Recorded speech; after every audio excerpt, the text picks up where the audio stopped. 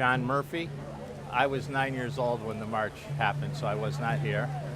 But the march, it was the March for Jobs and Freedom. And for me, I'm a labor guy. I'm a UAW member and as well as an IBEW organizer. And the architect of the march was really A. Philip Randolph. And the idea for a March on Washington started in 1941 when jobs were not being handed out to black people, even though we were going into wartime. And they called the march off then because they wanted jobs for people. When '63 came, with the civil rights movement, it was still a march. It was for jobs and freedom. It wasn't just about civil rights because people were still economically deprived. So A. Philip Randolph and A. Bayard Rustin, Bayard Rustin was the chief organizer. And to me, as a studier of history, they were heroes of mine.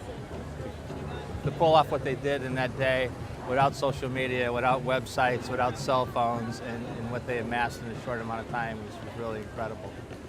And there was a big fear among our government officials then that this was going to be a riot and it was going to turn into violence, and obviously that was all unfounded.